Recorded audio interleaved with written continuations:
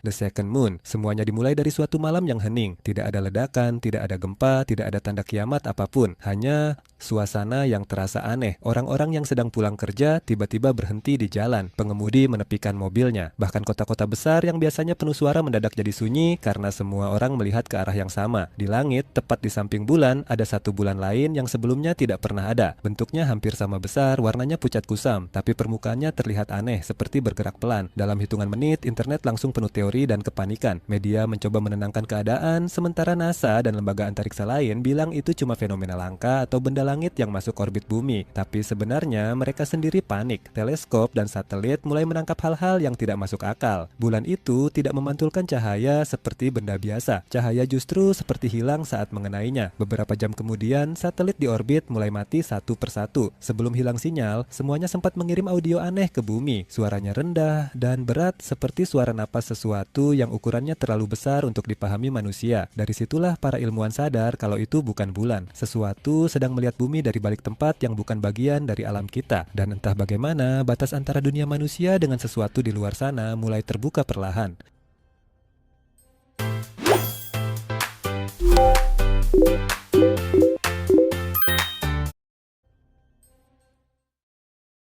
The Moon Worshippers, di tempat-tempat paling terpencil di bumi, puncak gunung bersalju, gurun tanpa kehidupan, hingga hutan purba yang tak pernah disentuh manusia. Sosok-sosok aneh mulai bermunculan. Awalnya mereka terlihat seperti manusia biasa, namun rekaman drone memperlihatkan sesuatu yang mengerikan. Tubuh, lengan, dan leher mereka berbeda dengan manusia, sementara kulit pucat mereka tampak seperti mayat yang hidup. Mereka kemudian dikenal sebagai The Moon Worshippers. Dalam jumlah ribuan, mereka berdiri diam menghadap 2 bulan di langit tanpa bergerak sedikit pun. Lalu, secara serempak, mereka mulai mengeluarkan dengungan dari tenggorokan mereka. Suaranya pelan, namun cukup kuat untuk membuat kaca-kaca jendela bergetar dan hewan-hewan di sekitar menghilang. Selama 7 malam penuh, dengungan itu terus berlangsung hingga akhirnya seluruh dunia mulai merasakan efeknya. Orang-orang mengalami mimpi buruk yang sama, sinyal radio dipenuhi bisikan asing, dan atmosfer bumi dipenuhi getaran yang tidak bisa dijelaskan ilmuwan. Saat itulah kebenarannya terungkap. Mereka tidak sedang berdoa, melainkan bertindak sebagai instrumen biologis yang mengirim koordinat ke sesuatu di luar sana. Dengungan kolektif mereka bekerja seperti tower sinyal antar dimensi, memandu makhluk raksasa dari kegelapan kosmos menuju bumi. Pada malam ke-7, kabut abu-abu pekat berbau belerang dan besi tua mulai turun menyelimuti planet, langit berubah menjadi gelap, dan untuk pertama kalinya dalam sejarah manusia, sesuatu akhirnya menjawab panggilan mereka. The Precursors, kabut yang muncul ternyata tidak hilang. Hari demi hari, langit tetap abu-abu dan matahari cuma terlihat seperti cahaya redup di balik lapisan tebal di atmosfer. Orang-orang mulai terbiasa hidup dalam ketakutan, sampai akhirnya sesuatu muncul dari balik kabut itu. Di sebuah lembah terpencil di Eropa Timur, tanah mulai bergetar pelan setiap beberapa menit, seperti langkah kaki raksasa yang datang dari kejauhan. Militer langsung menutup area dan mengirim pasukan untuk menyelidiki, tapi banyak dari mereka tidak pernah kembali. Rekaman yang sempat dikirim hanya menunjukkan sosok hitam sangat besar berdiri di tengah kabut. Tingginya bahkan sulit diperkirakan karena kepalanya tertutup awan. Tubuhnya tidak berbentuk normal, bentuk lengannya sangat tidak normal, dan seluruh badannya terlihat seperti gabungan daging dan bayangan gelap yang terus bergerak. Manusia kemudian menyebutnya The Precursor of the First War. Yang paling mengerikan, makhluk itu tidak melakukan apapun. Ia hanya berdiri diam seolah sedang menunggu sesuatu. Tank, rudal, dan artileri berat ditembakkan tanpa henti, tapi semuanya tidak berguna. Ledakannya hanya menghasilkan asap yang langsung hilang saat menyentuh tubuhnya. Radar bahkan tidak bisa mengenalinya sebagai makhluk hidup. Sistem militer membaca sosok itu sebagai gangguan cuaca atau awan badai. Saat itulah manusia sadar kalau mereka sedang menghadapi sesuatu yang tidak seharusnya ada di dunia ini. Semua senjata yang selama ini dianggap paling kuat ternyata sama sekali tidak berarti di hadapan giant pertama yang muncul dari kabut. The Breaking News Era. Masa ketika pemerintah masih bisa menyembunyikan semuanya akhirnya berakhir. Kabut sudah menyelimuti dunia selama berbulan-bulan dan para raksasa yang sebelumnya hanya muncul di tempat terpencil kini mulai bergerak menuju kota-kota besar. Kepanikan menyebar lebih cepat lewat internet. Di suatu siang yang mendung, sirine darurat meraung di sebuah kota megapolitan yang penuh gedung pencakar langit. Orang-orang berlarian ke jalan tanpa tahu harus pergi kemana. Sebuah stasiun televisi lokal sedang menayangkan breaking news tentang evakuasi massal ketika listrik di seluruh distrik mulai berkedip. berkedip. Kamera jurnalis diarahkan ke langit mencoba mencari sumber gangguan itu. Lalu sesuatu muncul dari balik deretan gedung. Awalnya terlihat seperti bayangan hitam yang terlalu besar. Sampai akhirnya kamera menangkap bentuk kakinya yang melangkah perlahan di tengah kota. Makhluk itu sangat tinggi sampai bagian atas tubuhnya menghilang di balik awan. Tubuhnya kurus panjang seperti mayat raksasa dengan langkah lambat yang menghancurkan jalan raya, jembatan layang, dan gedung-gedung hanya karena diinjak. Kabel listrik tegangan tinggi putus satu persatu saat tubuhnya bergerak melewati kota. Manusia kemudian menyebutnya Breaking News Giant, yang membuat semuanya jauh lebih mengerikan bukan cuma ukurannya, tapi fakta bahwa seluruh dunia melihatnya secara langsung. Siaran televisi itu tidak sempat diputus. Jutaan orang menyaksikan sendiri bagaimana kamera bergetar hebat, sementara jurnalis di lokasi mulai berteriak panik saat bayangan raksasa itu menutupi seluruh langit kota. Untuk pertama kalinya, tidak ada lagi teori konspirasi, tidak ada lagi penjelasan ilmiah palsu, dan tidak ada lagi sensor pemerintah. Semua orang akhirnya sadar kalau invasi itu nyata, dan sesuatu yang bukan berasal dari dunia manusia kini sedang berjalan di tengah peradaban mereka. Day 17 dan Day 18.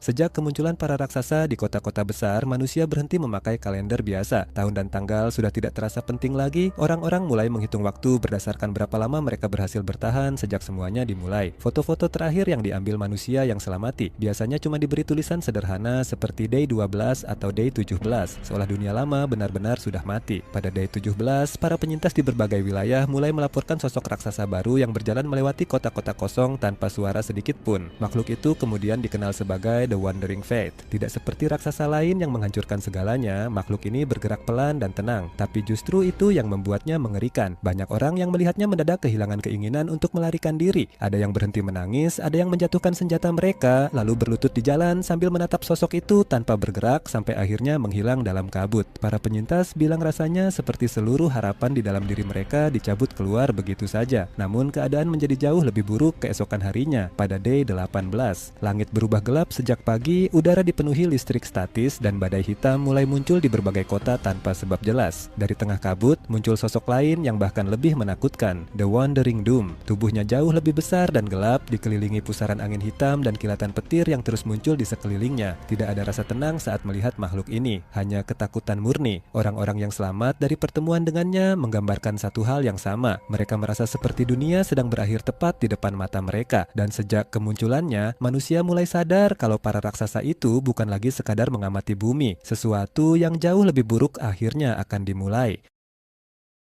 The Selection Process. Di titik ini, manusia mulai sadar kalau para Giants bukan monster biasa. Mereka tidak datang untuk memangsa manusia, tidak juga untuk menjajah atau merebut sumber daya seperti perang yang pernah terjadi sebelumnya. Cara mereka bergerak terasa terlalu teratur, terlalu tenang, seolah semua yang mereka lakukan hanyalah bagian kecil dari sesuatu yang jauh lebih besar dan mustahil dipahami manusia. Lalu dimulailah apa yang para penyintas sebut sebagai The Selection Process. Di berbagai kota dan tempat pengungsian muncul satu raksasa baru yang kemudian dikenal sebagai The Giant with Red Dots. Tubuhnya hitam pekat seperti bayangan hidup, namun seluruh badannya dipenuhi titik-titik merah menyala yang terlihat seperti mata kecil yang terus berkedip dalam gelap. Saat pertama kali muncul, makhluk itu hanya berdiri diam di atas kawasan pemukiman selama berjam-jam tanpa bergerak sedikit pun. Tapi malam itu, orang-orang mulai melihat cahaya merah tipis turun dari tubuhnya ke jalanan di bawah. Cahaya itu bergerak perlahan menyapu bangunan, kendaraan, dan kerumunan manusia yang bersembunyi. Mereka yang terkena sorotan mengalami hal yang berbeda-beda. Ada yang mendadak merasa tenang, seolah semua rasa takut mereka hilang begitu saja. Ada juga yang langsung menjerit kesakitan sambil memegangi kepala sampai pingsan atau mati beberapa menit kemudian. Tidak ada yang tahu apa yang sebenarnya dilakukan makhluk itu, sampai para ilmuwan yang masih hidup menyimpulkan sesuatu yang mengerikan. Manusia sedang disortir. Para Giants tidak membunuh secara acak. Mereka sedang memilih, menentukan siapa yang dianggap layak untuk sesuatu yang akan datang berikutnya, dan siapa yang bahkan tidak pantas untuk tetap hidup ketika fase selanjutnya dimulai.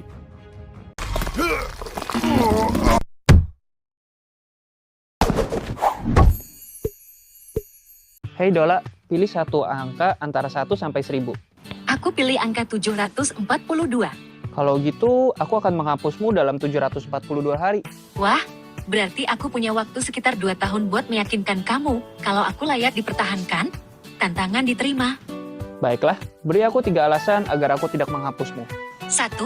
Pertama, aku gratis sepenuhnya, tidak perlu bayar sepeser pun. 2. Kedua, aku bisa membuat gambar apapun yang kamu inginkan.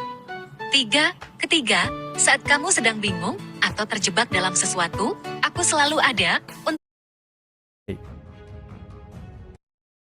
The collection process. Setelah penyortiran selesai, fase yang dengan tentakel panjang seperti web kraken, sky tentacles, dan hand of heavens mulai menurunkan tangan mereka menembus lapisan awan. Tangan-tangan raksasa yang pucat dan jemari yang panjangnya bermil-mil mulai menyapu permukaan bumi dengan sangat lembut. Mereka mulai mengangkat manusia-manusia yang telah terpilih oleh The Giant with Red Dots pada segmen sebelumnya. Manusia-manusia ini terangkat ke atas langit, melayang masuk ke dalam kabut tebal menuju dimensi asal para raksasa. Bagi anggota kultus The Moon Worshippers yang menyaksikan dari bawah, ini adalah momen keselamatan dan kenaikan menuju surga kosmik. Namun, bagi jutaan manusia yang ditinggalkan di permukaan tanah, ini adalah penculikan massal berskala planet yang menyisakan keputusasaan mendalam. Mereka tahu mereka yang ditinggalkan adalah mereka yang dianggap tidak berguna.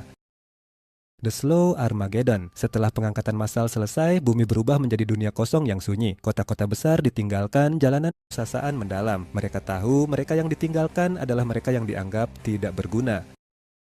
The Slow Armageddon. Setelah pengangkatan massal selesai, bumi berubah menjadi dunia kosong yang sunyi. Kota-kota besar ditinggalkan, jalanan dipenuhi kendaraan berkarat, dan kabut abu-abu masih ada di langit tanpa pernah hilang. Namun kiamat ini belum berakhir. Para penyintas menyebut fase terakhir ini sebagai The Slow Armageddon, akhir dunia yang berjalan perlahan selama bertahun-tahun. Untuk menghabisi sisa-sisa manusia, para Giants melepaskan kelompok terakhir bernama The Wildfire Giants. Mereka pertama kali terlihat melalui kamera pemantau kebakaran hutan di California, berdiri di balik asap dan api seperti bayangan raksasa. Kelompok ini terdiri dari 8 titan berbeda dengan bentuk yang tidak masuk akal. Ada yang kurus menjulang seperti menara dan ada yang tubuhnya tampak seperti daging yang hangus. Kemanapun mereka pergi, dunia perlahan mati. Hutan terbakar, langit dipenuhi abu, dan udara berubah menjadi bau belerang permanen. Militer manusia tidak mampu menghentikan mereka sedikit pun. Tahun demi tahun, manusia yang tersisa terpaksa hidup di bunker bawah tanah, takut untuk kembali ke permukaan. Karena di atas sana, di balik kabut abadi, langkah para Giants masih terus terdengar pelan, mengawasi dunia yang kini bukan lagi milik manusia.